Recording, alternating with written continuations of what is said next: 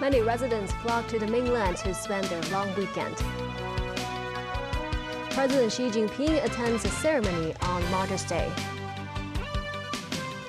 And the threat of a U.S. federal government shutdown inches closer.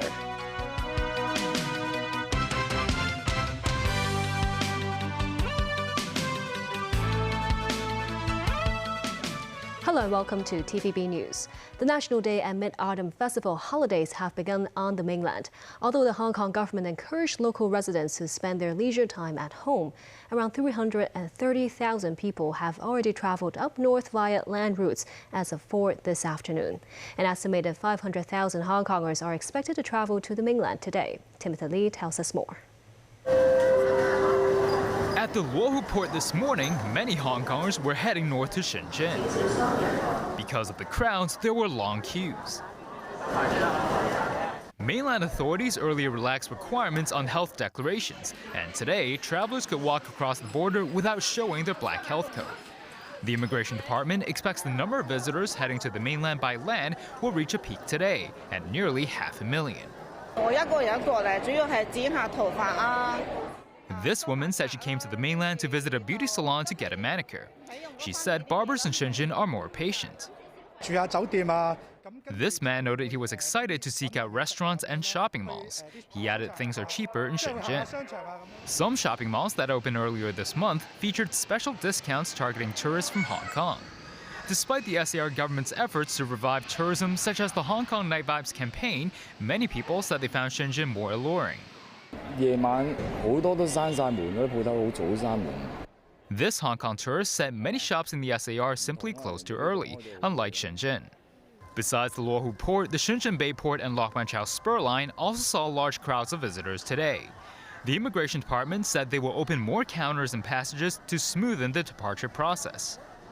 Meanwhile, in Macau, visitor numbers reached above 80,000 today, including many from Hong Kong. To accommodate upcoming National Day celebrations, the enclave's transport authorities worked with local bus companies to increase services to facilitate tourists. Timothy Lee, TVB News. 3 local ad hoc night markets by the seaside remain open for business. But some shop owners said they are not expecting business to be as good as before because many people are choosing to spend their money on the mainland.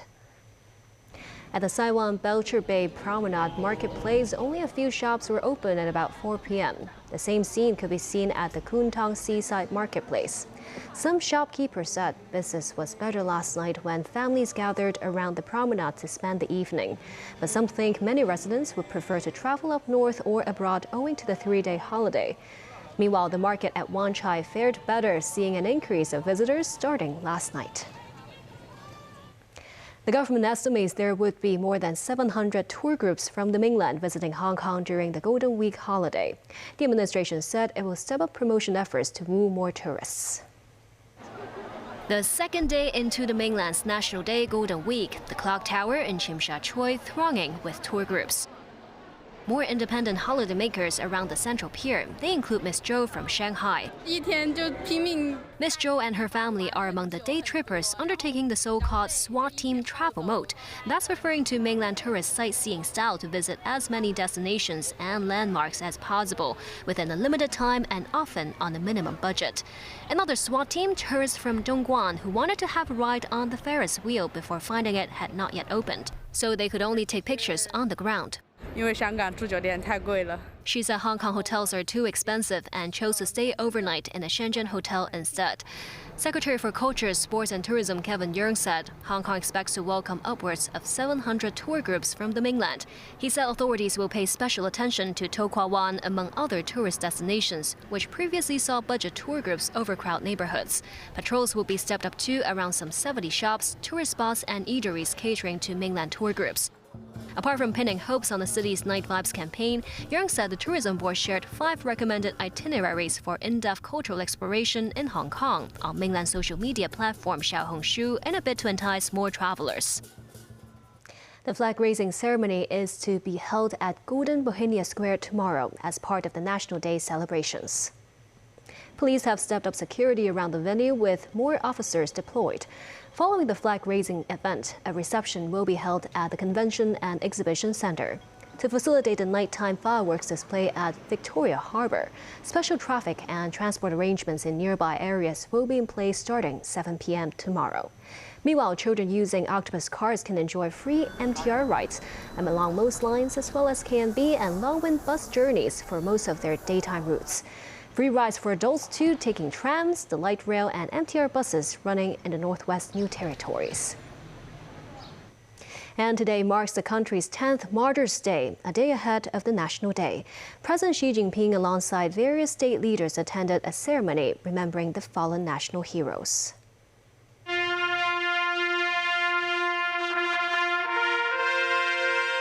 The ceremony was held at Tiananmen Square in Beijing Saturday morning.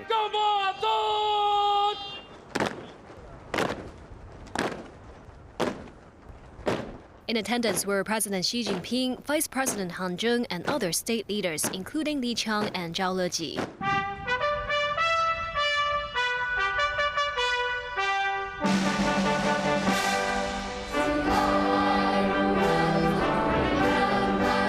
After the national anthem, a minute of silence was observed, honoring martyrs who sacrificed their lives for the country's independence and prosperity. Also paying tribute to our students.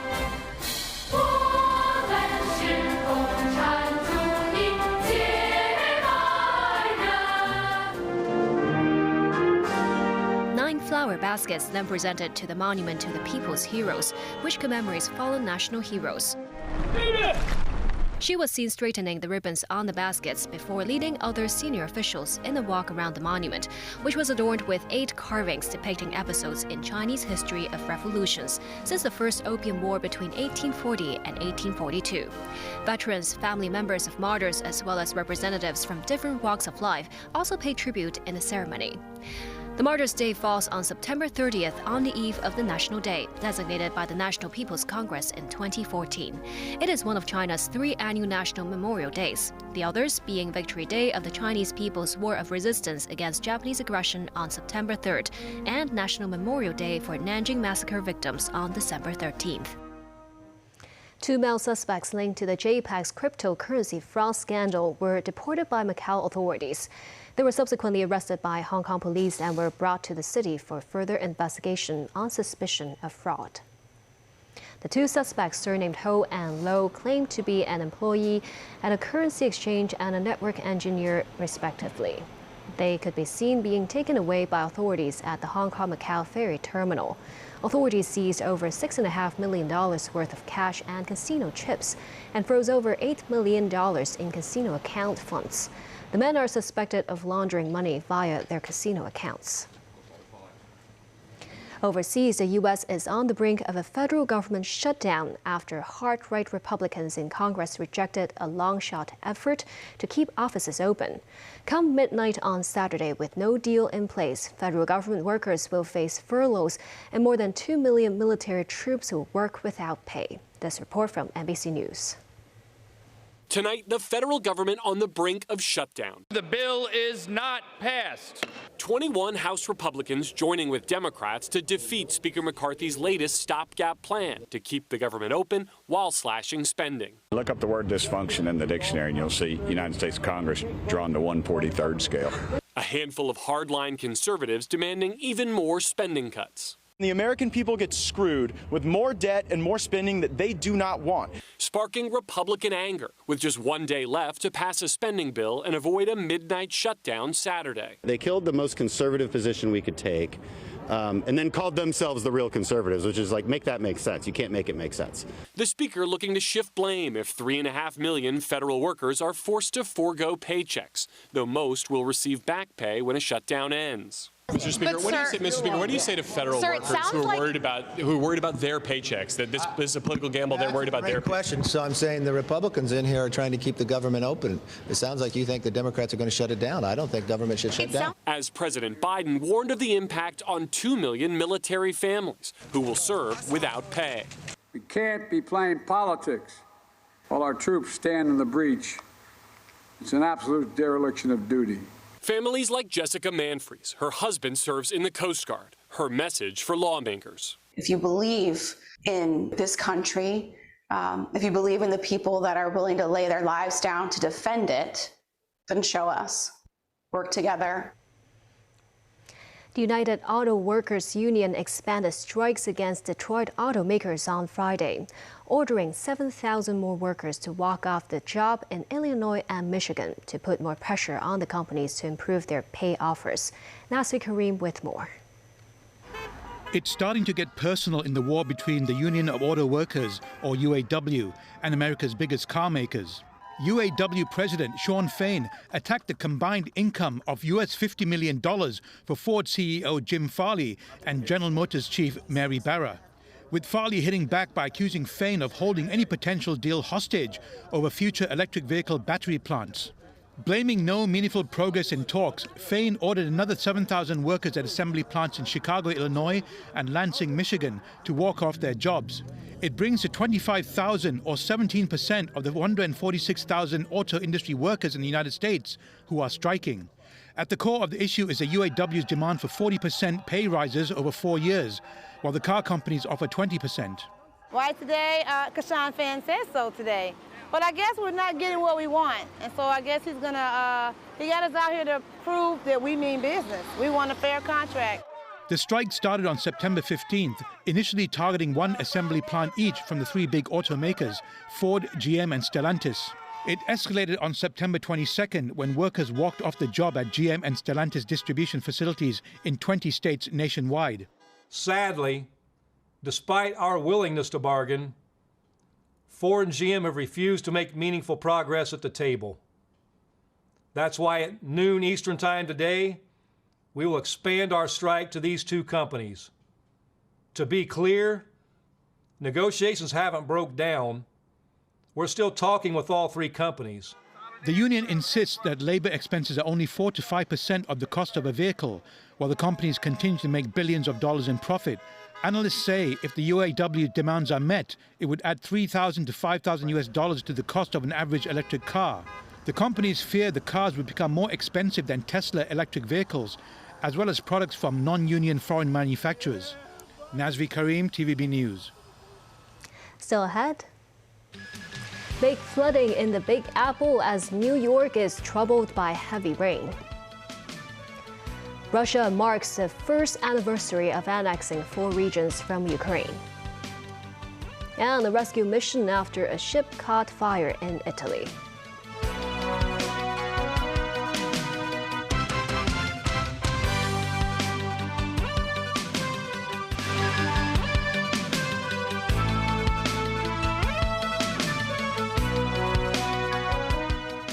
Welcome back.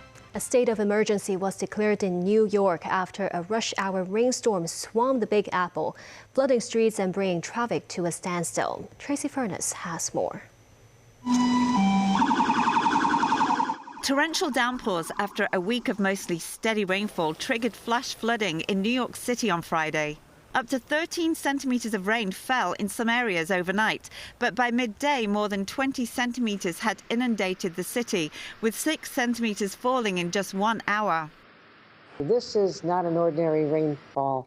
This is historic. We are on track to possibly create a new record of 10 inches of rain falling in literally 24 hours. The last time we even had this number was in 1955, and that was over a 2-day period. Traffic was virtually at a standstill as commuters battled to get where they were going. And rainwater was even seeping through to the subway stations and onto the tracks. Trains on virtually every subway line and commuter train station were at least partly suspended, rerouted or running with delays. There's nothing on the board that shows anything. They say the trains are not coming in or they're not able to get in. Well, I guess it's just what it is. There's nothing you could do about it. Apartments too were letting in the rainwater. Flights into LaGuardia were briefly halted Friday morning. Flooding also forced the closure of one of the airport's 3 terminals. The deluge came less than 3 months after a storm caused deadly floods in New York's Hudson Valley and left Vermont's capital submerged. Tracy Furness, TVB News. There was a change of guard at the top of the U.S. military. Mark Milley left the top job after 4 years as the chair of the Joint Chiefs of Staff. U.S. President Joe Biden thanked Milley before welcoming in his successor, General Charles Q. Brown. Tracy Furness again. Outgoing U.S. Chairman of the Joint Chiefs of Staff, Mark Milley, received a clap-out Thursday as he left the Pentagon for the final time ahead of his retirement. Milley assumed the chairman role in 2019 during Donald Trump's presidency. He had served in Iraq, Afghanistan before becoming the Army's top officer in 2015. And Mr. President, thank you for your unwavering leadership, guiding our great nation and the trust you placed in me. Milley hands over command to Air Force Chief General Charles Q. Brown, who will be only the second black officer to become chair of the Joint Chiefs of Staff after Colin Powell 2 decades ago.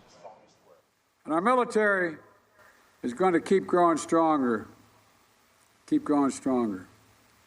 with General C.Q. Brown, Charles Q. Brown, Jr., as our 24th chairman of the Joint Chiefs of Staff. Congratulations, old buddy.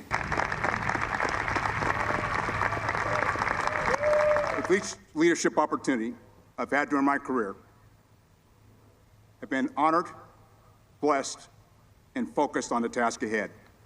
Today is no exception. Biden also paid tribute to the longest-serving female U.S. senator and the oldest sitting senator, Dianne Feinstein, who died on Friday, aged 90. She was a historic figure, trailblazer for women, and a great friend.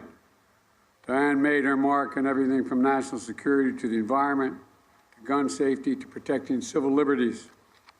The country's going to miss her dearly. Tracy Furness, TVB News. Russian President Vladimir Putin on Friday marked the first anniversary of Russia annexing 4 regions in Ukraine's east. Putin also said criminals who died during the invasion of Ukraine redeemed themselves. Nasri Karim has more. Despite objections from Ukraine and other countries, for Russian President Vladimir Putin, the 4 regions in Ukraine's east captured last year are part of Russia. In a recorded address, Putin on Friday marked the first anniversary of Russia laying claim to 4 annexed eastern regions of Donetsk, Lugansk, Kherson and Zaporizhia. Putin said the 4 regions came to the truly popular decision together in referendums in September 2022, which were in full compliance with international norms, though they are not recognized by the US and the European Union. On the same day, Putin met military personnel who had just returned from fighting in Ukraine in the Kremlin. The Russian president said the soldiers, one joining the conversation from a hospital by video link, had distinguished themselves with courage and heroism. He added that convicted criminals who joined the fighting and died in combat had redeemed themselves for the motherland. Meanwhile, NATO Secretary General Jens Stoltenberg said he hopes Poland can continue to support Ukraine with military aid. Relations between the 2 countries have soured after Poland's decision to extend a ban on Ukrainian grain imports, as well as halt weapon supplies. I'm just expecting and confident that Ukraine and Poland will find a way to address those issues without that impacting in a negative way the military support to Ukraine. On the battlefront, both Russia and Ukraine claim to have taken new military actions against each other. Russia says it attacked a Ukrainian ammunition depot and destroyed several targets, including fighter jets. Ukraine claimed to have battled Russian troops in Melitopol and Bakhmut. Meanwhile, Ukraine hosted an international defense industry conference as part of a government effort to ramp up weapons production within the country to repel Russia. And that's the news. Thank you for watching.